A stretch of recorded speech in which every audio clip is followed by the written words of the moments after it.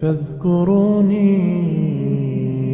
أذكركم واشكروا لي ولا تكفرون. سود کی بات جو گاندھی صاحب کی آپ نے، گاندھی صاحب نے تو کیا کرنا، ان کا تو کام ہے شوشے چھوڑنا. یہ سارے فتنے ہیں مولانا تقی عثمانی صاحب کے. وہ عالم ہے، جسٹس بھی رہے ہیں، انہوں نے فقہ سے بہانے ڈھونڈ کرنا کہ یہ مرابحہ ہے، یہ اجارہ ہے، یہ فلاں ہے، یہ فلاں. اب ان کے گروہ کے لوگ ہی ان کی خبر لے رہے ہیں کہ آپ اتنے ڈالر لے کر ان بینکوں سے تو حرام کو حلال کرتے ہیں. اگر کوئی بدل ہمارے پاس نہیں آ بڑا تو کیوں اس کو حلال کریں؟ یہ سود ہے، خالص سود ہے، اس کے سود ہونے میں کیا شبہ. اور یہ پرویز بھی اور یہ غامدی حضرات سارے کہتے ہیں کہ کرایہ ہے. اب آپ معیشت دانوں سے پوچھیں جو اکنامکس کی کتابیں، وہ بھی سود کو جو حلال کرنے کی دلیلیں دیتے یہی کہتے ہیں. جب ہر شے کا کرایہ لیتے ہو، ایک آدمی نے کسی کو رقم برسنے کے لیے کرایہ لے لے. اب نہیں سمجھتے کرائے صرف ان چیزوں کے ہیں جن میں وہ چیز اسی حال میں قائم رہتی ہے. چیز نہیں ختم ہو جاتی، مستحرک نہیں، وہ ختم نہیں، مکان قائم ہے، سائیکل قائم ہے، آدمی آسانی سے واپس کر سکے.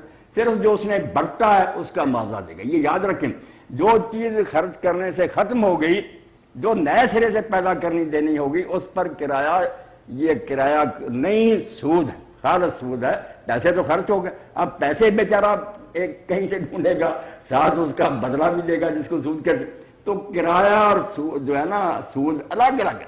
کرایہ صرف ان چیزوں کے جائز ہیں جو چیز قائم رہتی ہے، صرف انسان اس کو برتتا ہے، اس پر کرایہ لے سکتا. جو چیز خرچ ہونے سے بالکل مٹ گئی کہ نئے سرے سے اس کو مہیا کرنا پڑتا، اس پر کرایہ کا کوئی جواب. اسلام میں سرمایہ کے ذریعہ جو نا کاروبار، صرف دو چیزیں، باقی سب حرام ہے. کہ آرام سے پیسے دے کر بیٹھ جائے، نفع لیتا رہے، اس کے لیے ہزار بہانے ڈھونڈے، حرام حرام حرام، کوئی حق نہیں. رسک مول لو کہ خطرہ مول لو، قربانی دو کہ معاشرے کی خدمت کریں گے. بھائی نفع ہو گیا، اللہ کا فضل ہے، گھاٹا آ جائے کوئی بات نہیں. اس لیے بے حلال ہے، اس میں رسک لے. سود میں کوئی میں نے لینا، بس میری طرف سے یہ ڈوبے ترے. دو چیزیں اسلام میں جب اسلامی بینکنگ ہوگی، مضاربہ اور مشارکہ. وہ بھی صاف ہے، اس کو بھی انہوں نے گڑبڑ کر دیا. مضاربہ کیا کہ آپ نے کسی کو پیسے دیے، وہ کام کرے گا، نفع ہوگا تو نسبت طے ہو جائے، مقرر نفع نہیں، نسبت اس ریشو سے تقسیم کریں گے.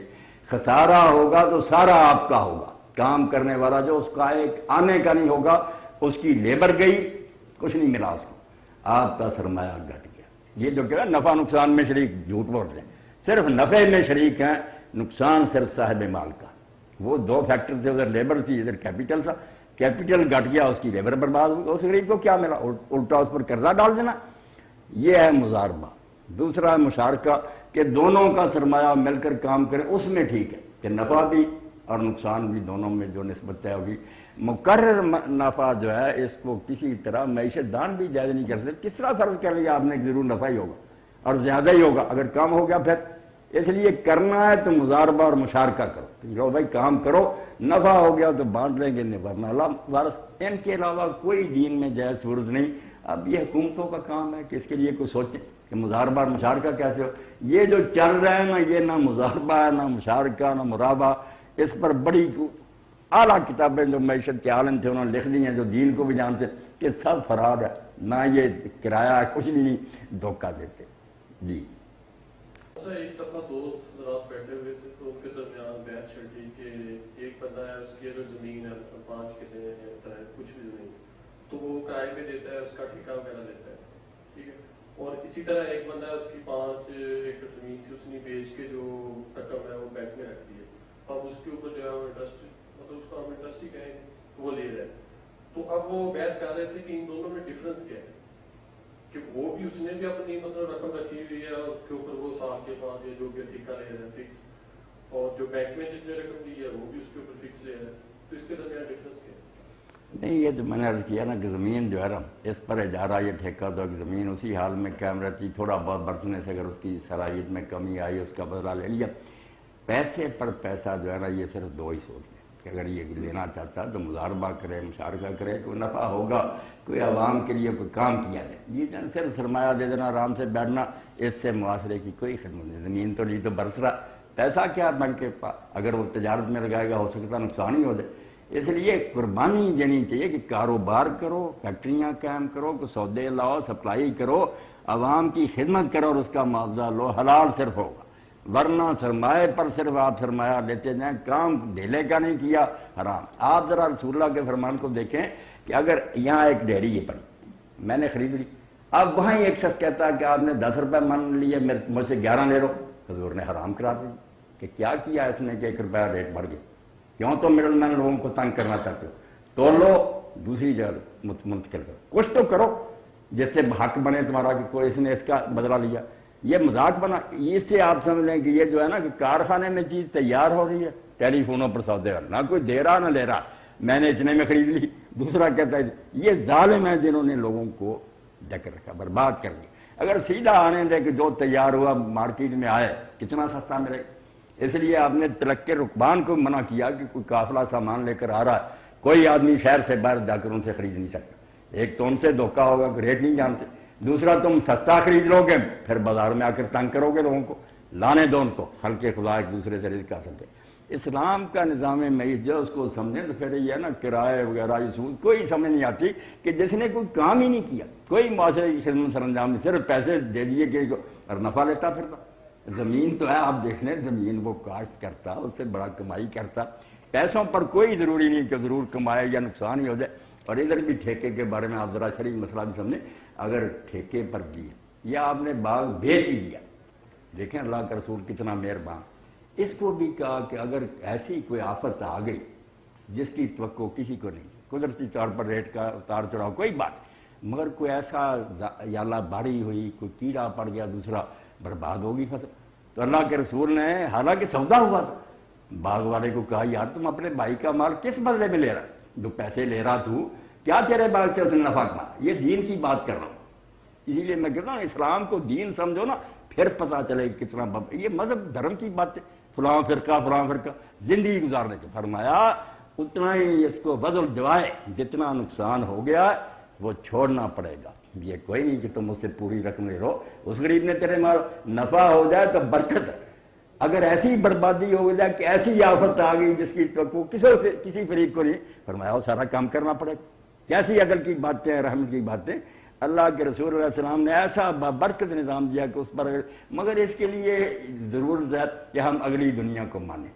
اگر نظر یہیں تک ہوگی نا کہ بابر بیش کوش یار ہم دوبارہ نہیں مزے اڑاؤ، دنیا پھر کب کا موقع ہے، پھر تو کرپشن نہیں روک سکتے، آپ جی چاہے جتنے مرضی علوم پڑھا لیں، لوگوں کو مہذب بنائیں، نہیں، جس کا آپ دیکھتے ہیں کارپوریشنوں کے چیئرمین، بینکوں کے مینیجر پکڑے جا رہے ہیں، کروڑوں کا پکڑ، بھئی خوف خدا نہیں، علم کیا ان کا بنائے گا، بگڑتے جائیں گے، راستے ڈھونڈ لیں گے اس طرح ڈاکے مارنے۔ جو اللہ سے ڈر جاتا ہے نا، مانتا ہے کہ زندگی یہی نہیں ہے، مرنے کے بعد لامحدود زندگی شروع ہونے والی ہے، جو میں یہاں بوؤں گا وہ کاٹوں گا، اور ایک ذرہ بھی میرا جو ہے نا وہ اللہ کی نگاہوں سے چھپا، یہ یقین ہے ایمان بالآخرت پر جو دنیا کو سنبھالتا ہے۔ ورنہ آپ پڑھے لکھے سوچ رہے ہیں دماغ سے کہ جتنے جی چاہے نئے آرڈیننس جاری کریں، نگران مقرر کر دیں، کیا بنے گا، وہ خود ڈاکو بن جائیں گے نگران۔ اللہ سے ڈر جب پیدا ہو جاتا کسی پولیس کی نگرانی کی ضرورت، آپ کے سامنے امریکہ کا حال پڑھیں، کئی سال تک ایڈورٹائزمنٹ ہوئی کہ شراب بری ہے، ہر طرف سے میڈیا نے، یونیورسٹیوں کے لیکچراروں نے کتابیں، رسالے، اور لوگوں نے ووٹ بھی دیا کہ ختم کرو شراب، بڑے نقصان، مگر 2-4 سال ہی نہیں گزرے لوگوں نے مطالبہ کر دیا کہ بحال کر۔ اور اسلام کا حال دیکھو کہ پیتے تھے اور اس کے بغیر گزارا ہی نہیں تھا۔ جنگ احد میں جو شریک ہوئے اللہ ان پر راضی ہو، اس وقت حرام نہیں تھی، صحیح بخاری میں 70 جو شہید ان کے پیٹوں میں شراب تھی، ابھی حرام نہیں تھی، مگر جب حرام ہوئی ہے کوئی تلاشی نہیں لی گئی، کسی پولیس نے کوئی چھاپا نہیں مارا۔ حضرت انس رضی اللہ عنہ فرماتے ہیں میں اپنے جو میرے دوسرے والد تھے، ان کی والدہ دوسرا ابو طلحہ رضی اللہ عنہ کے گھر میں پلا رہا تھا، لوگ پی رہے تھے، منادی جو تھا بازار میں سے گزرا، اس نے کہا لوگوں شراب حرام کر دی، جس کے منہ سے لگی تھی اس نے کہہ کر دی، پیالے توڑ دیے، برتن توڑ دیے، پانی کی طرح بہ رہی تھی، اور اب بھی مسلم معاشرہ میں سب سے کم شراب نوشی، ٹھیک ہے بگڑ گئے لوگ، مگر ساری دنیا کا جائیداد پھر بھی کم پیتے ہو گئے چھپ کر، باقی ساری دنیا پڑھی لکھی سب کچھ ہے، ایکسیڈنٹ ہوتے ہیں، مانتی عدالتیں کہ زیادہ ایکسیڈنٹ یار شراب نوشی سے ہو رہا ہے یہ، مگر نہیں باز نہیں آ سکتی۔ ایمان میں طاقت ہے، مصیبت ہے نہ علماء ایمان پیدا کرنے کی کوشش کرتے ہیں، ممبروں پر بحثیں جھگڑے مناظرے اور آپس میں کافر کہنے کی، بھئی ایمان پیدا کرو، ایسے دلائل دو کہ ہر شخص مطمئن ہو کر اٹھے کہ مولوی صاحب سے لیکچر کے بارے سے پتہ چلا یار اگر نہیں یقین بھی تعالیٰ تو ہے، اس کی یہ صفات آخرت پر حق ہے، رسول سچا، دین کی 3 جڑیں ہیں، اللہ، رسول اور آخرت، یہ امہات العقائد، باقی شاخیں اوپر کی، یہ 3 جب تک دماغ میں جگہ نہیں نہ پکڑی اور مطمئن نہیں ہوتا آدمی، یہ ہم رسمی بنائے نا، آپ بیٹھے ہیں سارے کہیں گے ہاں مولوی صاحب مانتے، مسلمانوں کے گھر میں جو پیدا ہو، مرتد نہیں ہونا چاہیے، مگر اندر سے آپ جائزہ لینا، اکثر پڑھے لکھے لوگ ان چیزوں کے بارے میں بالکل یا منکر ہو گئے کہ مولویوں کی بنائی بات ہے، مجلسوں میں بیٹھتے ہیں وکیل جج سارے کہتے ہیں سارا ڈھونگ ہے کوئی خدا نہیں نہ کوئی، اور جو زبان سے نہیں کہتے مزبلت ضرور کہتے ہیں سارا ڈھونگ ہے کوئی خدا نہیں نہ کوئی، اور جو زبان سے نہیں کہتے مزبلت ضرور۔ اب جدد ایمانکم کا دور ہے کہ ہم باقی باتوں کی بجائے یہاں بھی میں آؤں ایمان کے بارے میں کہ آپ مطمئن کریں خدا ہے بھی، اس کے ہونے کا کیا ثبوت؟ جب تک یہ چیزیں بالکل علی وجہ بصیرت نہیں نام سیکھتے کہ یہ سنی سنائی باتیں نہیں، ان کے پیچھے ڈھیر ہیں دلائل کی، اور ان کو نہ مانے تو کائنات کا مما ہی نہیں سمجھے، وہی آخرت کیا اللہ، یہ جب دل میں جگہ پکڑ لیتی ہیں تو کام ہو جاتا آسان، پھر اتنا ہی کہنا پڑتا شراب چھوڑ زنا سے باز آ جاؤ، لوگ آ جاتے، ورنہ جب تک یہ نہیں پیدا ہوتا آپ 1000 جتن کریں، حکیمان معیشت اپنے نسخے آزما دیکھیں، علاج تنگی آدم بجز ایمان نہیں ہوگا، ایمان کے بغیر نہیں ہوگا مسئلہ حل، بے شک جتنی مرضی حکومتیں ترقی یافتہ بھی جو دھکے کھائیں گے بالکل زوال کا شکار ہو جائیں گے، تو دین ایمان پیدا کرتا، ایمان کی برکت سے سارے مسئلے حل ہو جاتے ہیں۔ اس لیے یہ سوال جو ہے نا کرائے فلاں سارے جس نے اپنی کمائی حلال کی وہ بھی پیٹ کاٹ کر غریبوں کو دینی ہے، وہ سود کا کیسے سوچیں؟ اس لیے آپ سورہ بقرہ کا آخر دیکھ لیں، ربا اور انفاق کی طرح اپوزٹ کے طور پر آئے کہ اللہ کی راہ میں خرچ کرنا اور سود، یہ 2 ذہنیتیں ایک دماغ میں جمع ہی نہیں ہوتی۔ سود ہے کہ لوگوں کا بھی چھین لو، ان کا خون نچوڑو، انفاق ہے کہ جو آپ میں زیادہ آ گیا وہ بوتلیں دوسروں کو دیں، یہ تو اپنا دیتا، اس لیے یہ کیوں سود سوچے گا اور نفع سوچے گا، یہ تو کوشش کرے گا کہ لوٹاتا رہو۔ اب کیسے تھے خدا کے نیک بندے، میں صرف ایک حوالہ دے دوں، ایمان تازہ کرنا جو سوال بے شک تھوڑے ایمان لے کے اٹھے کہ واقعی دل جو ہے نا باغ ہو جائے کہ اسلام جو قائد دیتا ہے اس کے بغیر زندگی سمجھ نہیں سکتی۔ عبداللہ ابن مبارک اسلامی شخصیات میں سے میرے بھائیوں بزرگوں بہت عظیم آدمی، ایسا آدمی شاید ہی کوئی پیدا ہوا ہو۔ حضرت سفیان ثوری کہتے ہیں ہم نے بڑی کوشش کی کہ 1 سال عبداللہ کی طرح گزارے، نہیں گزار سکتے، سال کو 4 حصوں میں تقسیم کیا، 4 بڑی نیکیاں، 3 مہینے تجارت، خود حلال رزق کماتے تھے، قافلے لے جاتے تھے، 3 مہینے گھر پر بیٹھ کر دور دور سے طالب علم آتے، ان کو اپنے پلے سے خرچ دیتے اور دین سے آتے، 3 مہینے جہاد فی سبیل اللہ کے لیے چل تلوار پکڑ کر مسلمانوں کے لشکروں میں شامل ہوتے، اور 3 مہینے حج اور عمرہ کی۔ اب دیکھ لیں کوئی نیکی باقی رہی اعلیٰ سے اعلیٰ۔ تو پڑوسی تھا غیر مسلم تھا، وہ غریب ہو گیا، اس نے مکان بیچنا شروع کیا، گارڈ جب آئے تو انہوں نے کہا بھائی کتنا ہے تیرے مکان کا بھاؤ؟ اس نے کہا 2000 درہم۔ انہوں نے کہا جس سے جی چاہے فیصلہ کرا رہا یار 1000 درہم کا۔ اب کافر نے کہا کہ میں خود مانگتا ہوں میرا مکان 1000 کا، تو انہوں نے کہا 2000 کیوں مانگ رہا؟ کہا جس آدمی کا پڑوس چھوڑ کر جا رہا ہوں نا عبداللہ بن مبارک کا، ایسا پڑوسی نہیں ملے گا۔ اب یہ بات حضرت عبداللہ بن مبارک کو لوگوں نے بتا دی، انہیں خبر نہیں تھی، آپ بھی سن رہے ہیں میں بھی سن رہا ہوں، مگر صاحب نظام سے جھکا ہوا۔ اب مسلمان یہ کہاں ہے؟ اگر لوگ پوچھیں کہ بتاؤ نا کہاں ہے، کوئی مولوی ایسا کہاں سے دکھاؤں؟ مسلمان در گور بک مسلمانی در کتاب، اسلام کتابوں میں رہ گیا، مسلمان قبروں میں چلے گئے، نمونہ نہیں ہم دکھا سکتے۔ عبداللہ ابن مبارک گئے شرمسار، 2000 اس کو دیا، معافی مانگی کہ میرا قصور ہے میں تیری خبر نہ لے سکا، ہر مہینے 2000 تجھے ملے گا۔ یار سال میں تو مکان بیچ کر چلا جاتا، میری نیکیاں باہر میں چلی جاتی، اللہ تعالیٰ کے رسول کے سامنے کیا منہ دکھاتا؟ حضور کہتے ہیں میرا امت ہی تھا، دولت تیرے پاس، تیرا پڑوسی خریدی کی وجہ سے مکان بیچ گیا۔ اب جو ایسا کریں کہ اپنی دولت اٹھائیں، وہ کیوں بہانے ڈھونڈیں گے کہ ہمیں کرایہ اور لیز اور مرابہ؟ یہ مولوی والے ہیلے نہیں کریں گے، وہ تو اپنے پلے سے بیچے جا رہے کہ 2 اس میں نفع ہے نقصان کے، اور اگر آپ اس کو ہی نفع سمجھے دنیا میں سود ملے، پھر بھول جائے نہ کوئی خدا ہے نہ قیامت جنت ہو۔ اس دنیا کو سامنے رکھ کر سوچیں گے تو کوئی بات بھی سمجھ نہیں، اسلام کا کون سا پرزہ پھر فٹ ہوگا؟ اگر اگلی دنیا سامنے ہوگی ہر شے سمجھ آئی کہ یہ پاگل پن نہیں ہے۔ اب دیکھیں نا قید ہو گیا، بالکل لوگ بھوکے مرنے شروع، آمر مادہ کرتا، خاک اڑنے لگی۔ حضرت سیدنا عمر بن خطاب رضی اللہ عنہ اتنے نیک، جنت کی بشارتیں، رات کو مسلح پر کھڑے ہوتے، آرام نہ کرتے، روتے رہتے کہ اللہ اگر میرے کسی قصور کی وجہ سے امت پکڑی گئی معاف فرما۔ تو حضرت سیدنا عثمان غنی رضی اللہ عنہ کو اللہ نے دولت دی تھی۔ اب انہوں نے شام سے اونٹوں کی قطار منگوائی، اونٹ لدے ہوئے گلے کے وہاں سے منگوائے۔ لوگ گئے، انہوں نے کہا عثمان آپ 1 روپیہ نفع لے لیں، انہوں نے کہا زیادہ ملتا، کسی نے کہا 2 لے لیں، کہ نہیں۔ آخر لوگ بے بس ہو گئے کہ ہماری قوت خرید تو جواب دے گی، پتہ نہیں حضرت عثمان کو کون سا آدمی اتنا نفع دیتا۔ اب حیران ہوں گے آپ، ایمان کیا اس کے ثمرات اور پھل۔ صبح ہی منادی نے مدینہ کی گلیوں میں آواز دے دی کہ جس شخص کو جتنی ضرورت ہے وہ عثمان رضی اللہ عنہ کے دروازہ سے اپنی ضرورت کے مطابق مفت لے جائے۔ اب لوگوں نے پوچھا آپ کہتے جتنا نفع ملتا، یار آپ نے فرمایا قرآن نہیں کہتا کہ اللہ کے راستے میں 1 دانہ دو گے 700 گنا بلکہ سے کون دے سکتا تھا؟ میں اللہ کے نفع کی بات کر رہا ہوں۔ اس لیے میرے عزیزوں، بزرگوں، بھائیوں، جب تک ایمان سمجھ میں نہیں نہ آئے یہ اسلام کے بارے میں سوال حل نہیں ہو۔ دنیاوی دماغ لے کر آپ پوچھیں میں کیا سمجھا سکوں گا کہ سود میں کیا نقصان، نفع ہی نفع، کہ آرام سے بیٹھے لے رہے، انفاق اور زکوٰۃ کیا سمجھاؤں گا کہ اپنا بھی آپ لٹا رہے ہیں۔ یہ اگلی دنیا مانیں گے کہ اللہ ہے اور وہاں جانا، اور یہ آزمائش کا دور ہے۔ یہاں اگر ہم یہ کوڑیاں دے دیں گے تو وہاں موتی ملیں گے، یہاں فانی چیزیں قربان کر دیں گے، وہاں جنت کی ابدی سلطنت ملے گی، مسئلہ حل ہو جائے گا۔ جی فرمائیں۔